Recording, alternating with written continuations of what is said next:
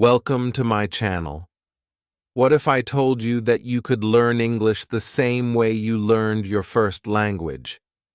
Not by memorizing grammar rules, not by filling out boring worksheets, but by listening, really listening, by feeling, by understanding the rhythm of real conversations the way your brain was meant to. This is not a classroom. This is not a test. This is something different, something real. If you've ever looked at someone speaking English and thought, I'll never sound like that, or if you've ever told yourself, my English is bad, this video is for you. And let me tell you something, it's not your fault. You were just taught the wrong way. You were taught to study English, but never shown how to live it. So stay with me, because what's coming next is not just a lesson. It's a journey that will show you how to speak easier, think faster, and feel more confident than ever before. A journey that feels like you're not learning a language. You're remembering something your heart already knew.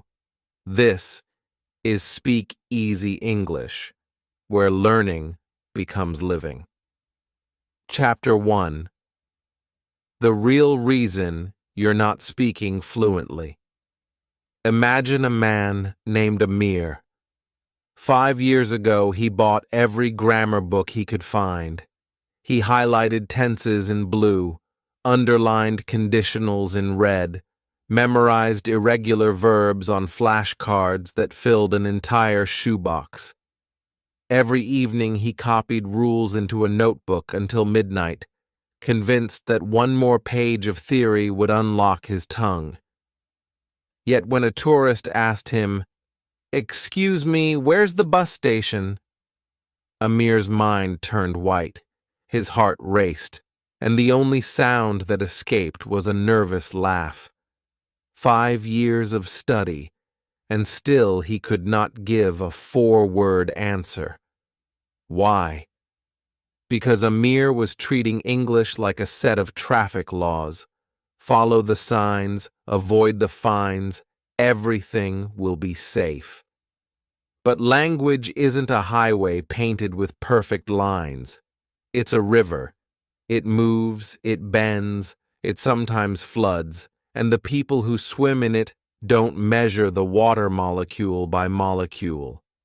They feel the current and let it carry them. Babies already know this secret. Long before they can spell water, they splash in it, taste it, hear it slosh in a cup. A baby in any country absorbs thousands of hours of sounds, mother's lullabies, father's jokes, neighbors arguing about the price of bread. The baby laughs, copies, babbles nonsense that slowly reshapes into real words. No one gives that baby a worksheet on the past perfect. No one explains subject-verb agreement. Yet by age 3, the child can ask for cookies, share stories about dragons, even negotiate bedtime like a little lawyer. How? Because the child learns with ears first, tongue second, eyes third, and rules last, if ever. Now compare that to most classrooms. Desks in rows, faces down, pencils tapping, teachers writing formulas on the board, S plus V plus O, if plus past simple, plus would, plus verb. Don't split infinitives. Students are told, speak only when you can be correct. They hunt for mistakes the way a detective hunts fingerprints, terrified that one wrong preposition will expose them as frauds. The result? Endless hesitation. The brain becomes a crowded library of rules with no map to find the right shelf. Amir, and maybe you, got trapped in that library. He blamed himself for every pause, every mispronounced word, every confused stare, until speaking felt like walking through a minefield.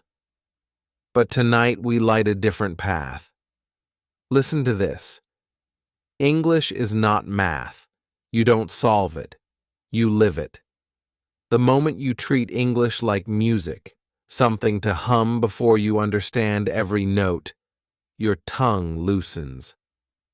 When you shadow a short dialogue from your favorite show, when you talk to yourself while cooking, when you repeat the phrase, "How's it going?"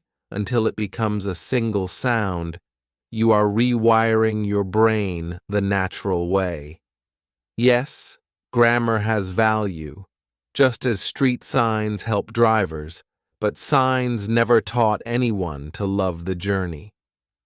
What teaches love is the wind in your hair, the song on the radio, the laughter of a friend in the passenger seat. From this chapter forward, promise yourself one thing. You will stop waiting for perfect sentences before you speak imperfect ones. Trade the shoebox of flashcards for 5 real minutes of listening every day.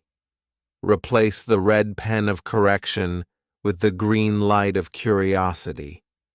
Feel the rhythm, copy the melody, let mistakes happen the way babies fall when they learn to walk. Because every fall is proof you're moving forward. Amir finally discovered this truth when he joined a hiking group of English travelers. At first he said almost nothing, but the forest was full of stories, crunching leaves, shared snacks, jokes about sore legs. By the 3rd hike, he was answering questions without thinking. By the 6th, he was telling jokes himself. Grammar, still messy. Communication, alive. Confidence, unstoppable. That is the real reason fluent speakers sound free. They learn to swim in the river, not to measure it from the shore. And so can you. Keep listening, keep feeling, keep living the language, because the river is wide, but the moment you step in, it will carry you farther than 1,000 pages ever could. Chapter 2. How your brain really learns language.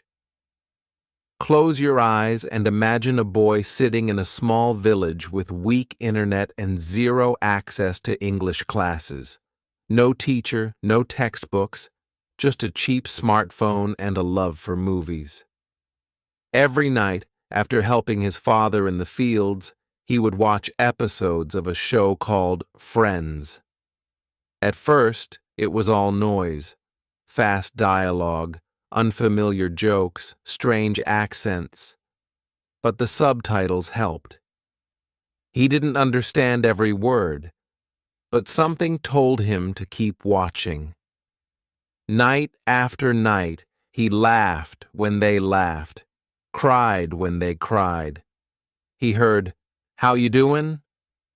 100 times.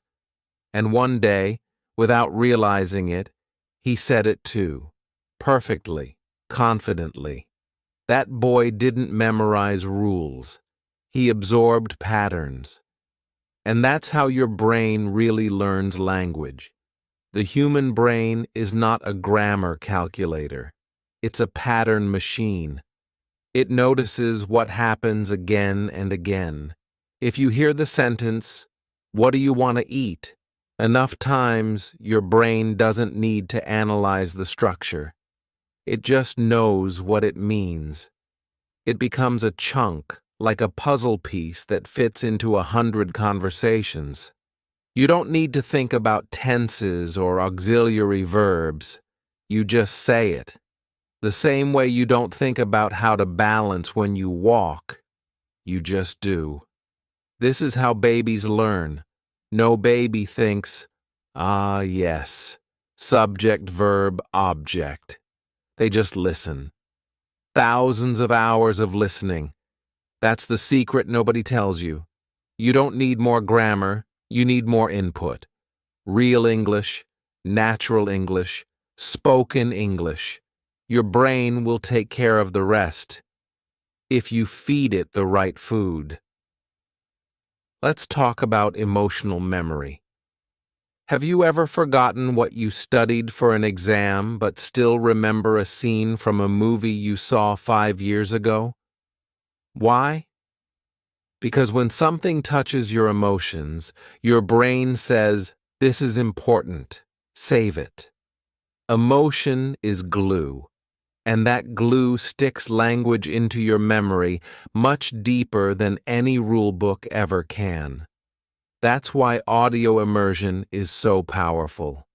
When you hear English in real situations, songs, stories, jokes, arguments, love scenes, your brain connects words to emotions. You hear, "I miss you," and feel the ache. You hear, "You got this," and feel courage. That emotional echo makes the words yours. Not borrowed, not remembered. Yours. Let me tell you about Fatima, a woman from a small town in Morocco. She didn't go to school past the 8th grade. Her English teacher left halfway through the year. But Fatima loved cooking. One day she found a cooking channel in English. She didn't understand most of it at first, but she watched every day. She heard words like chop, boil, sprinkle, again and again while watching the actions. Within months, she was explaining recipes in English to her neighbors. Not because she studied, but because she soaked in the language like a sponge.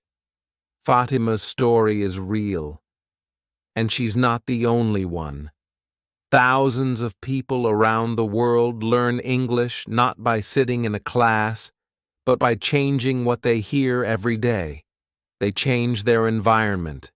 They listen to English podcasts while walking. They put subtitles on when watching Netflix. They sing along to their favorite songs. And slowly their brain starts to whisper, "I know this. I can say this." The top moment in this journey is when you stop asking, "Am I learning the right grammar?" and start asking, "Am I hearing enough English?" Because when you hear more, you start to say more. And when you say more, you grow faster than you ever thought possible. There's one phrase I want you to remember from this chapter, one that could change the way you study forever. You don't need more grammar. You need more input. Let it echo. Say it again. You don't need more grammar. You need more input. Turn your phone into a teacher, your headphones into a classroom, your free time into fuel. Your brain is smarter than you think. It's listening. It's learning. And if you give it the right sounds, the right stories, and the right emotions, it will surprise you with what it remembers and what it lets you say out loud. So don't wait for a classroom. Build your own, right here, right now. Keep watching. Keep listening. Your brain is already learning English. Let it keep going. Chapter 3. The Magic of Simple Sentences. What if I told you that the English you already know is more powerful than you think? That fluency isn't about big, complicated words, but about small ones used with confidence? That native speakers, yes, the ones you admire on TV and YouTube, often speak like children? It's true. And it's time you saw the magic of simple sentences. Let's begin with a truth that can change your learning forever. Fluency doesn't mean complexity. It means clarity. It means comfort. Think of how people really speak, not in essays, not in exams, but in real life.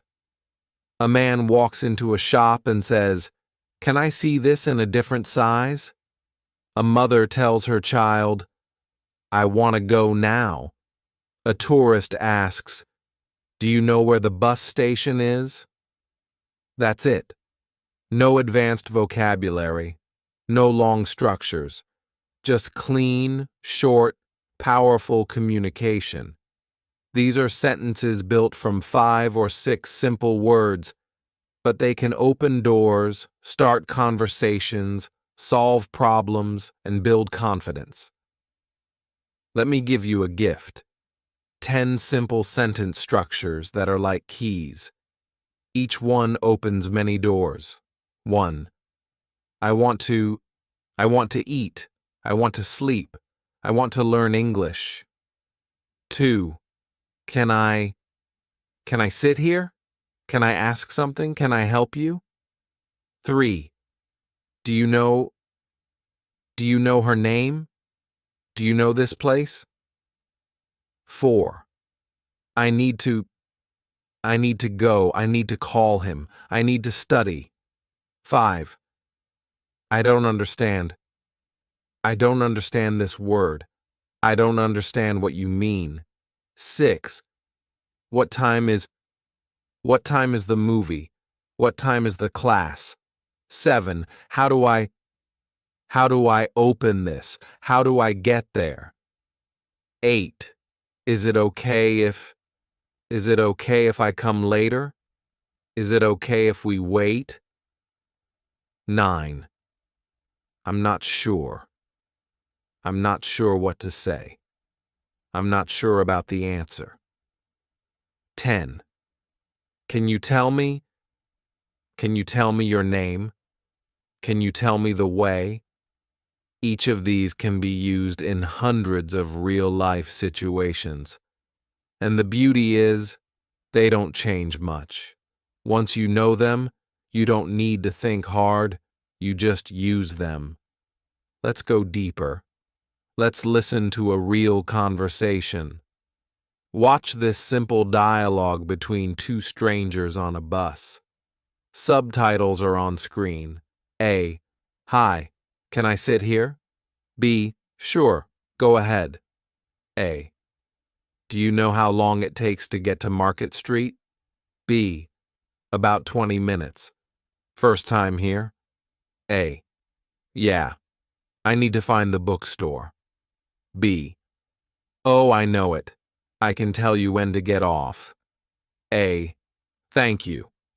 That helps a lot. That's it. Real English, not perfect English. No complex vocabulary. But connection? 100%. This kind of dialogue happens thousands of times a day, in cities, buses, parks, cafes. People are not giving speeches, they're just living life, one simple sentence at a time. Here's the emotional spike. You don't need to wait until you're advanced to speak. You already have the tools. The magic is not in using difficult words. The magic is in using easy words easily. Think of English like building blocks. You don't need a castle. You just need enough blocks to build a strong bridge, a bridge from your thoughts to someone else's understanding. Simple sentences are that bridge. When a child says, "I'm hungry," it works. When a tourist says, "Can you help me?" it works. When you say, "I don't understand," people help you. The sentence is small, the impact is big. So from now on, don't ask, "How do I sound smarter?" Ask, "How do I sound clearer?" Practice those 10 structures. Say them out loud. Say them in front of a mirror. Say them to a friend. Because when you say something simple and it works, your confidence grows. And when confidence grows, fluency follows.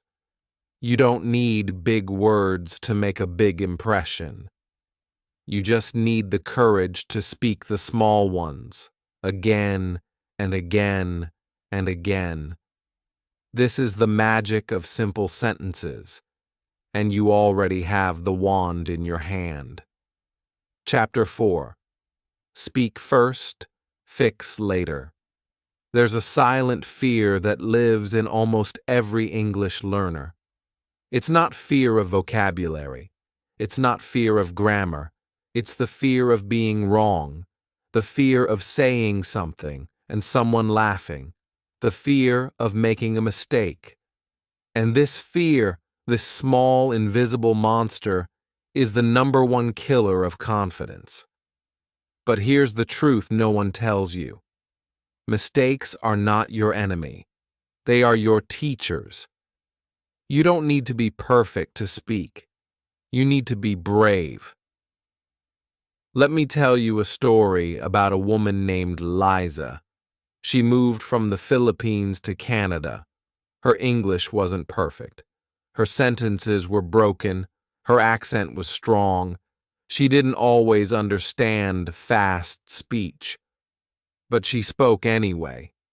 At the grocery store, she would smile and say, "Where is, sugar?"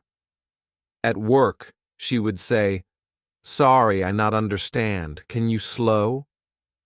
At the doctor's office, she'd explain her symptoms the best she could, using hand gestures, simple words, and pure courage.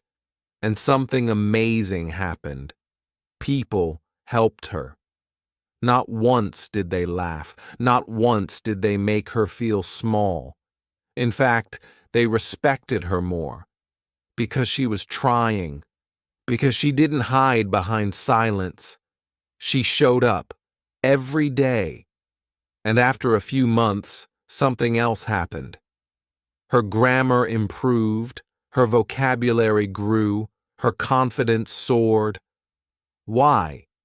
Not because she waited until she was perfect, but because she spoke first and fixed later.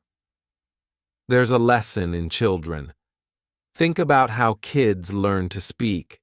They don't say, "I will speak only when my English is 100% correct." They speak messy.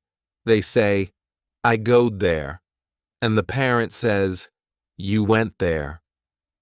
The child nods, and the next time they say, "I went there."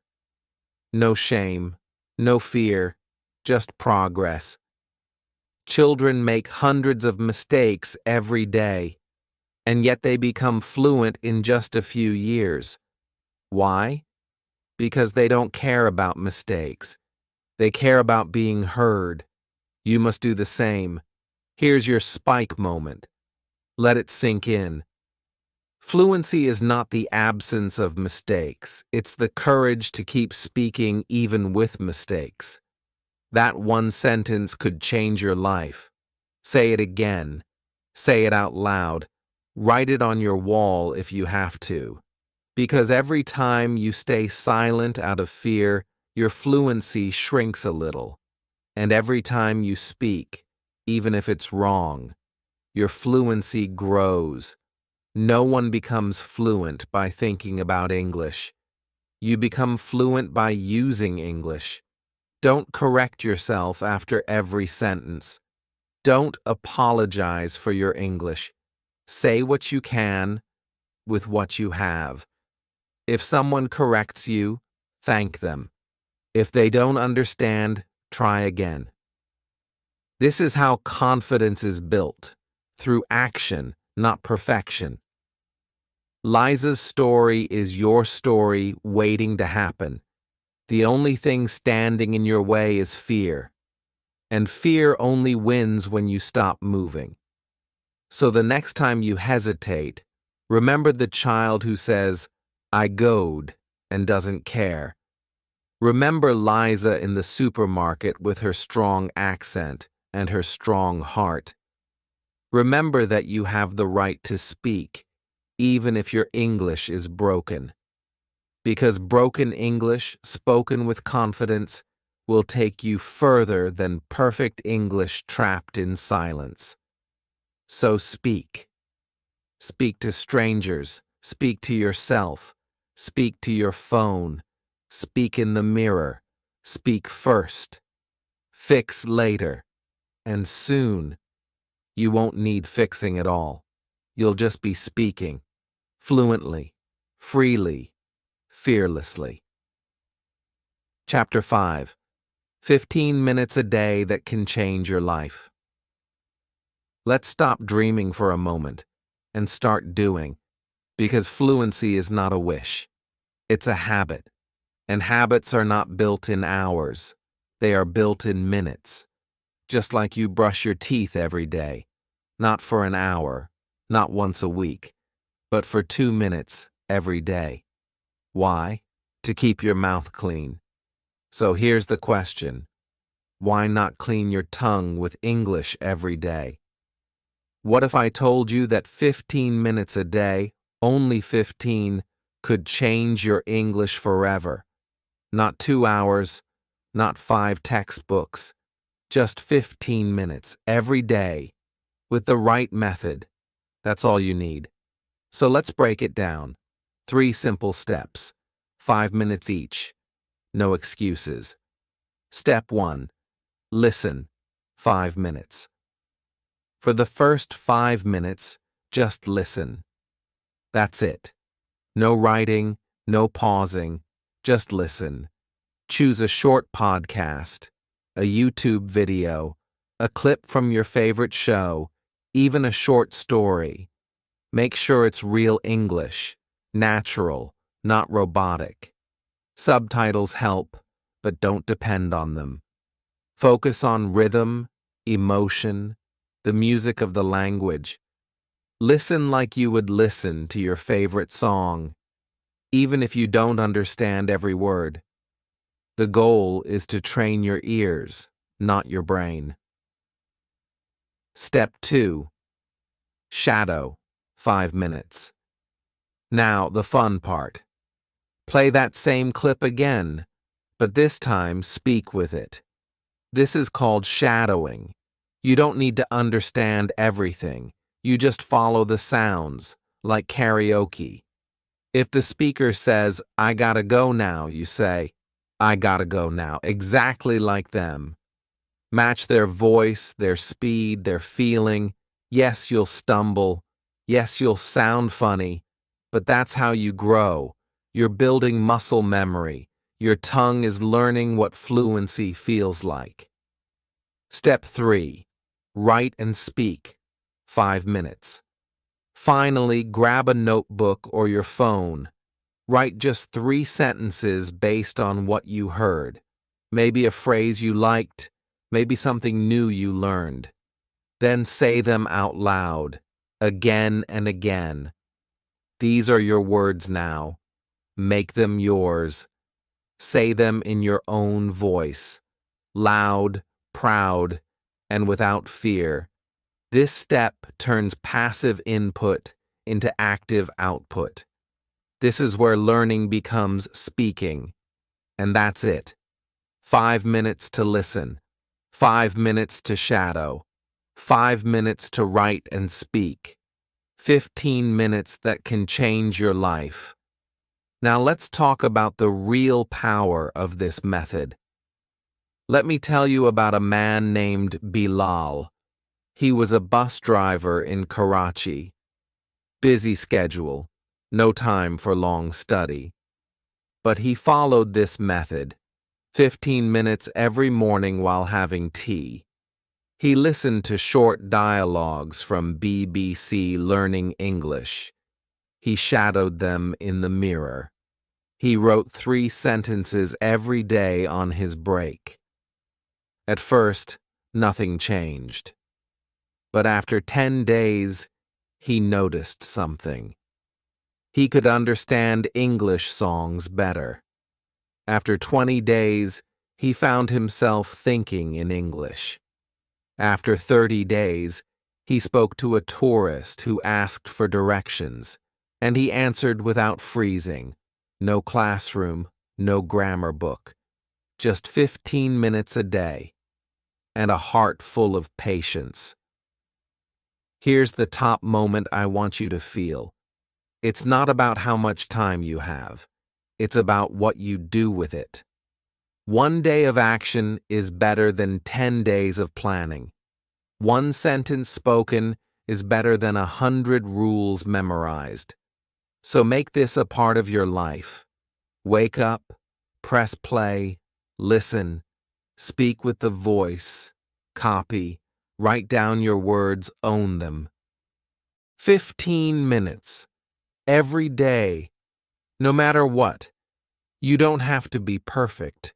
You just have to be consistent. You don't have to speak like a native. You just have to speak like someone who never gives up. Because fluency is not a destination. It's a daily decision. And the decision starts today. Chapter 6.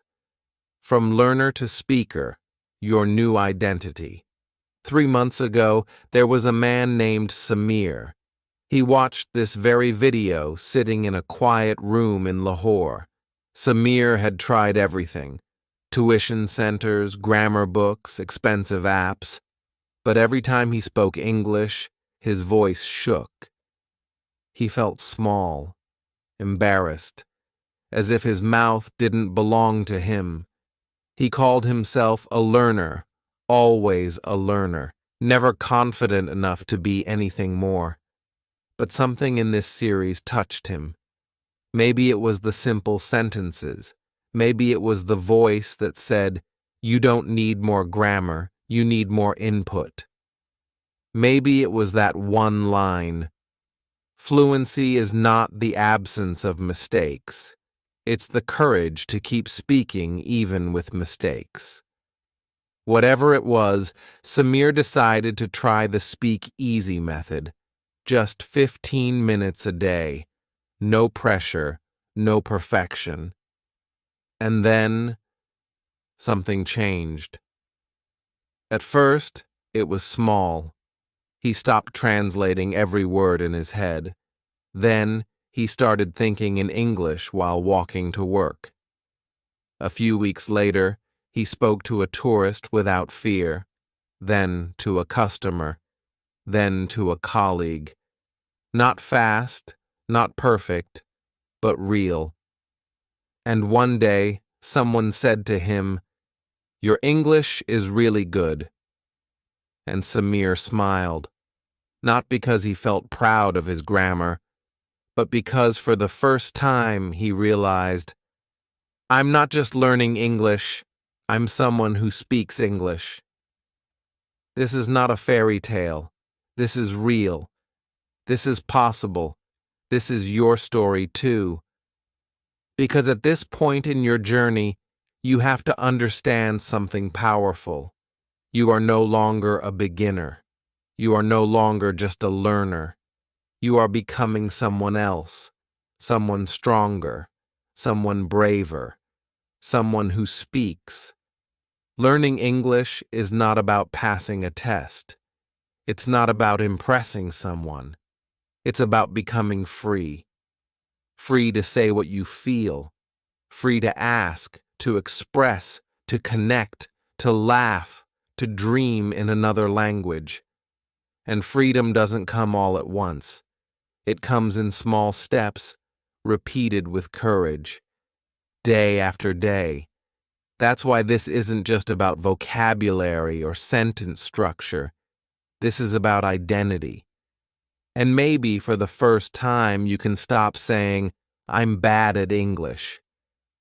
I'm trying to learn. I'm not ready yet." Because the truth is, you are not just trying, you are becoming. Let me say it clearly. You are not behind. You are not too old. You are not too slow.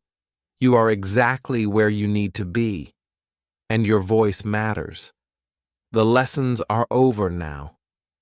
But the journey has just begun. The English is not outside of you. It's already growing inside you. With every word you hear, every sentence you repeat, every mistake you embrace. So today, I want you to say something out loud. Even if you're alone, say it with power. Say it with pride. Say it like you mean it. From today, I am a speaker of English. Not perfect, not native, but real, brave, alive. This is your new identity, and no one can take it from you. If you felt something today, if even one sentence gave you hope, even one idea lit a spark in you, then this is your journey, and I want you to stay on it. Don't let it stop here. This isn't the end of a video. It's the beginning of a transformation. So do one simple thing. Subscribe to this channel. Not just for lessons, but for community, for support, for stories that help you believe in yourself again. Like this video if it made you feel less alone. And leave a comment right now that says, "I speak easy now." That one sentence will tell me you're ready, and I'll reply. Because I don't just post videos, I listen. I care. I walk this journey with you. You see, we're not just learning English here. We're building something bigger. A family of brave learners. A space where mistakes are okay, where effort is everything, and where your voice matters, exactly as it is. So, welcome to Speak Easy English, where learning becomes living. Let's speak together.